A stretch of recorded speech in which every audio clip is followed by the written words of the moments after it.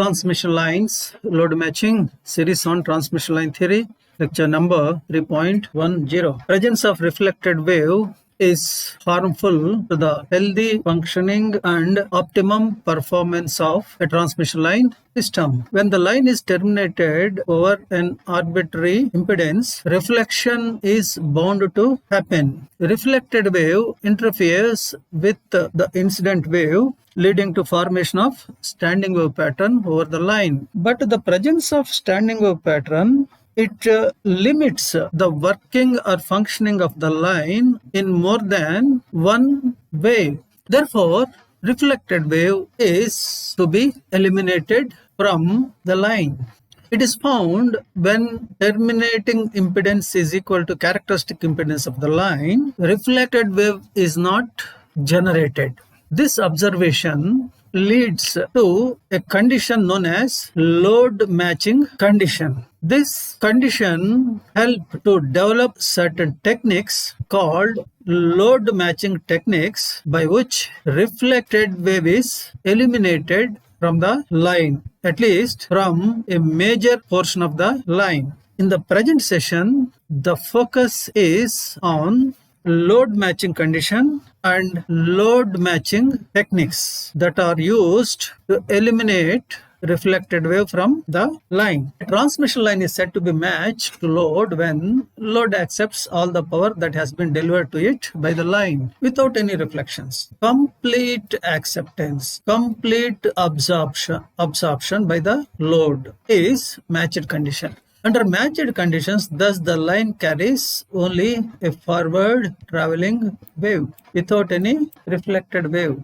For reflectionless transfer of power, the load impedance must be equal to characteristic impedance of the line. As already mentioned, this equality, this connection is called load matching condition. Mathematically, matched termination implies ZL, terminating impedance, equal to Z0. It means normalized load impedance is equal to 1. It also implies normalized load admittance is also 1. Normalized impedance and normalized admittance, these are complex quantities having real and imaginary parts. They both being equal to 1 means RL is equal to 1, GL is also equal to 1. RL is real part of ZL, normalized load resistance. GL is real part of YL, normalized load conductance, real part of YL. XL and BL 0. XL is normalized load reactance, BL is normalized load susceptance. These two must be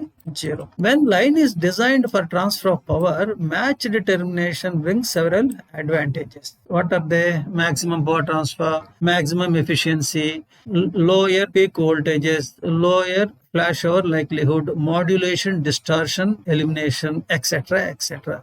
Several more advantages are there. If we want all these advantages, then what the thing we need to do is we have to see that load is matched to the line and reflected wave is absent. When load impedance equal to characteristic impedance, reflected wave is absent. This is the statement we made, and it is also mentioned. This is called a load matching condition. Now we investigate.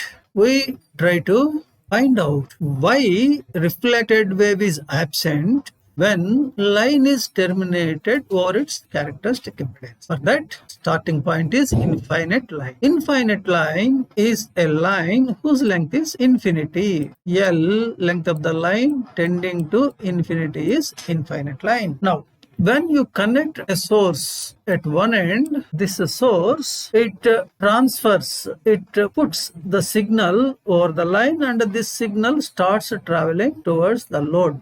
But load is at a distance of infinity. Now, the signal which is traveling with finite velocity, how much time it requires to reach the load point, which is at a distance of infinity? Obviously, it requires infinite amount of time to reach the load point. It means the signal, the forward wave, can never reach the load point. As it can never reach the load point, there is no chance, no possibility for this wave to get reflected. So there is no chance for the existence of reflected wave over the line. Conclusion is, over an infinite line, reflected wave cannot exist. Input impedance of infinite line by definition is characteristic impedance. This is infinite line. By definition, its input impedance is Z0. A finite line terminated over its characteristic impedance is equivalent to line extended to infinity. We consider a finite length line. It is terminated over its characteristic impedance Z0. This is characteristic impedance of the line. Now Z0 is input impedance of infinite line. Now therefore this load impedance Z0 can be replaced by an infinite line. Now net result is we have finite line attached to infinite line. So combination is an infinite line. But over an infinite line, reflected wave cannot exist. Therefore conclusion is, a finite line terminated over its characteristic impedance, it cannot carry a reflected wave. And this is what that is being stated earlier in the name of load matching condition. Hence line terminated over its CI is a matched one. There are two types of load matching conditions. One load matching is for reflectionless transfer of power. Another matching is for maximum transfer of power. First one, matching for reflectionless transfer of power, it happens when load impedance is equal to characteristic impedance of the line.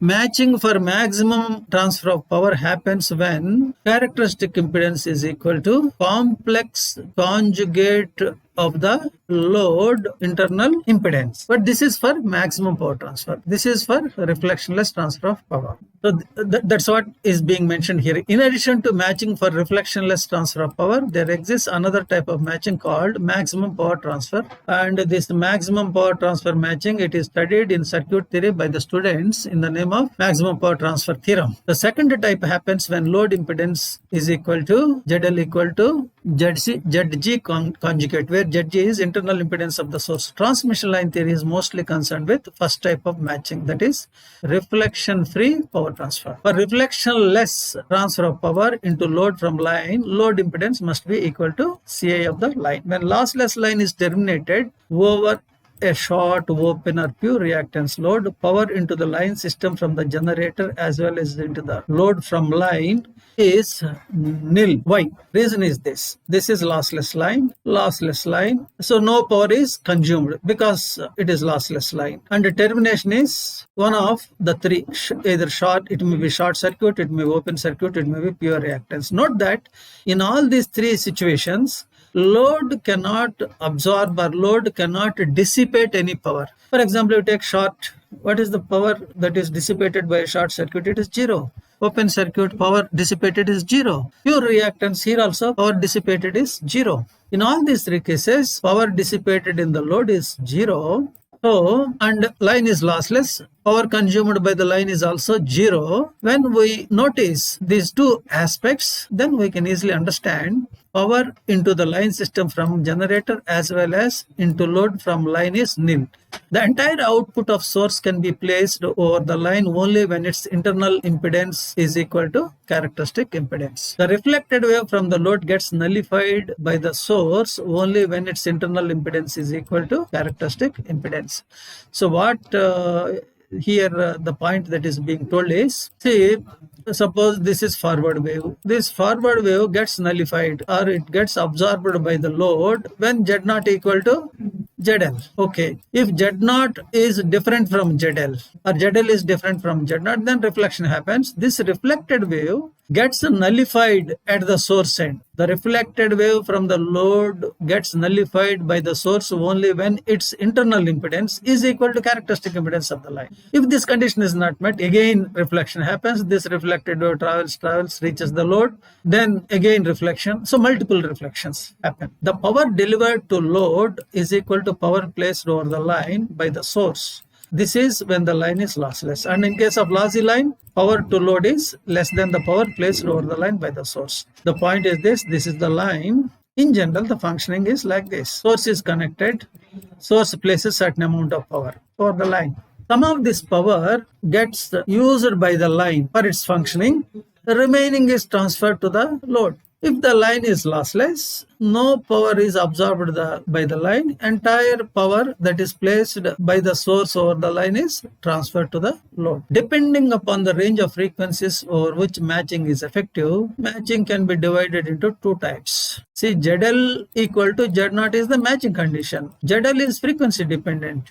Z0 to frequency, it is complex impedance. They are frequency dependent. So the T equality may not be there for certain frequencies. It may be there for certain range of frequencies. It may not be there for other frequencies. That aspect he is talking about in this point. Depending upon the range of frequencies over which matching is effective, matching techniques, they are divided into two types. One is broadband matching, another is narrowband. As the name indicates, broadband means large band of frequencies. The technique is effective. When the band of frequencies over which the technique is effective is small, then it is narrowband matching. Narrowband matching is concerned with the matching load to line over narrow band of frequencies, whereas broadband matching is about load match over wide band of frequencies. Narrowband matching uses insertion of reactive elements like tuning screws, windows between load and line. Series and shunt stub matching also falls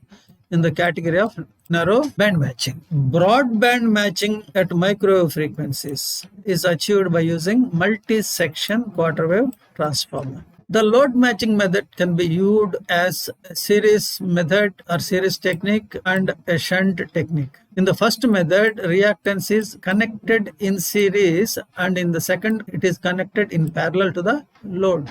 The necessary reactance is obtained by short or open circuited stubs. Stub matching is an important technique used widely at microwave frequencies. At these frequencies, the stubs are made from pieces of waveguides so that they can be used with waveguide lines. Depending upon the amount of reactance required, the length of the stub to be calculated, and then it is inserted into the line in series or shunt with the load. Here is shown series reactive matching. Here is a line. This is line. It is terminated over ZL. Let us suppose this is characteristic. Z0 is characteristic impedance of the line. ZL is different from Z0.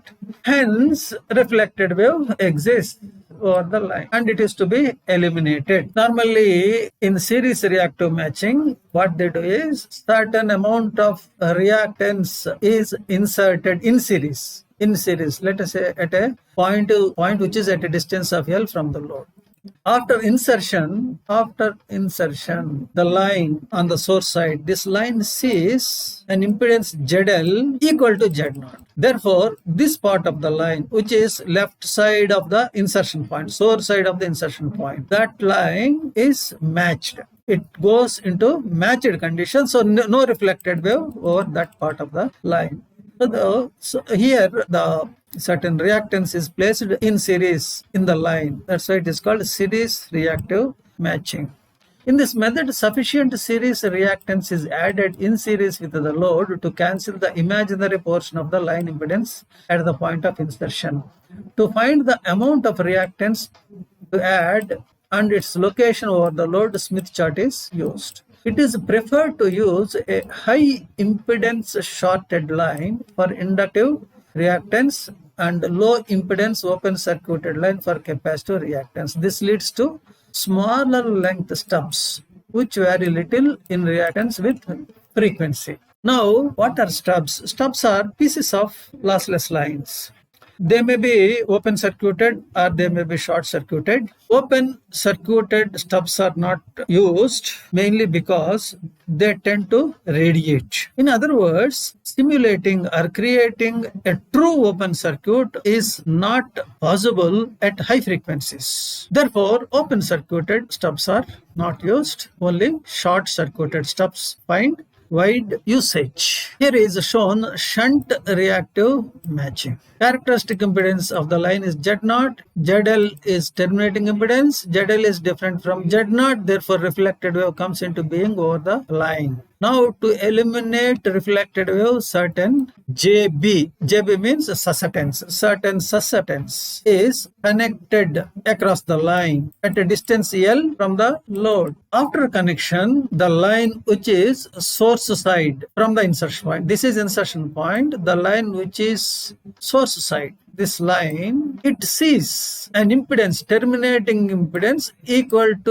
ZL, Z0 at the insertion point. So when termination is over Z0, which is characteristic impedance of the line, reflected wave is absent. So hence, over the line which is on the source side from the insertion point, over that line, reflected wave is absent. We can conclude major portion of the line is out of reflected wave. At microwave frequencies, it is easier to build shunt elements into transmission line structure rather than series elements. The amount of susceptance to be connected is equal to that at the insertion point, but with sign reversed. It is best to use a high impedance shorted line for inductive susceptance and low impedance open circuited line for capacitive susceptance. This leads to smaller length stubs which vary little in reactance with frequency. Practical ways to enforce load matching to eliminate or reduce the reflected over the line are, see what are widely used load matching techniques. There are three in number. One is quarter wave transformer technique, another is single stub technique, last one is double stub technique. Quarter wave transformer, QWT in short, is a quarter wavelength lossless line. So a lossless line length is lambda by 4. This is quarter wave transformer. With it, two schemes of matching are possible. In one scheme, open circuited quarter wave transformer is used. A quarter wave transformer, open circuit, both ends open circuit is used. Here, a QWT open circuited on both ends is used to provide matching to a single line with a load. SC QWT. Here, a quarter wave transformer short circuited at one end is used. A transformer but shorted at one end is used to provide matching between multiple lines with a common load. The arrangement where QWT matching is used, that arrangement is shown here in scheme 1. As already mentioned, open circuited quarter wave transformer is used. How it is used? Here is a transmission line. This is transmission line. Characteristic impedance is Z0. This is different from ZL. Load impedance ZL, Z0 are different. So to implement matching between these two, unless matching is implemented, reflected wave comes into being over to the line to avoid reflected wave matching. How it is done with QWT? A QWT is inserted at a distance from the load, at a distance. And QWT is selected, its characteristic impedance is selected in such a way that its input impedance when inserted at this point, at this predetermined point when inserted, its input impedance is equal to Z0, characteristic impedance of the main line. So this scheme 1 can be described as a quarter wave transformer of a specific characteristic impedance is inserted into the line at a point which is at a specific distance, specified distance from the load. In scheme 2, quarter wave transformer, here also quarter wave transformer is used. On one side, short is there. This side short, other side load is there. This is the load. And various lines are connected at different points to this transformer. When the locations of the lines are properly selected, then all these lines remain matched to the load. No line carries reflected wave. Now, a little bit of information regarding single stub matching. Here is the line, here is the load. ZL is different from Z0, so reflected wave exists. We want to eliminate the reflected wave. In the single stub matching, a short circuited stub, this is short circuited stub, it is connected to the line at a particular distance. This distance is ds. It is connected at a distance from the load. After connection, the source side of the line sees an impedance which is equal to Z0. Therefore, no reflected wave over source side of the line. Here in B, it is shown where traveling wave exists, where standing wave exists. Over major portion of the line, that is, over the line that is source side of the stub, there only traveling wave, only forward wave exists. But over the stub and also in between stub and load, standing wave exists. Of course, the distance of insertion point from load is always less than lambda by 2. It can never be more than lambda by 2. In double stub matching, instead of single stub, two stubs are used. One stub, which is stub 1 or near stub. This stub, near stub, is usually right over the load, unless certain other conditions warrant its position away from the load. Usually it is right over the load, or its insertion is, or its position of connection is as near to the load as possible. And second stub is at a particular distance from the first stub. So the stub lengths, stub positions, these are all selected. Certain expressions are there, or one can use Smith chart to find the lengths. After connection, after implementing double stub matching, the line on the source side of the second stub or far stub, it sees an impedance equal to Z0. Therefore, reflected wave is absent. Load matching is ensured. Reflected wave is absent over source side of the line from far stub. In all the techniques, the reflected wave is eliminated from a major portion of the line on the source side. The remaining part of the line, usually less than lambda by 2. Lambda by 2 is very small. It carries reflected wave and hence standing waves too. In case of physical inaccessibility, the insertion point can be shifted to a point which is 1 or 2 half wavelengths away from the original point towards source side. And in such case, more length of the line goes under reflected wave. This is what I want to share regarding load matching condition and load matching technique.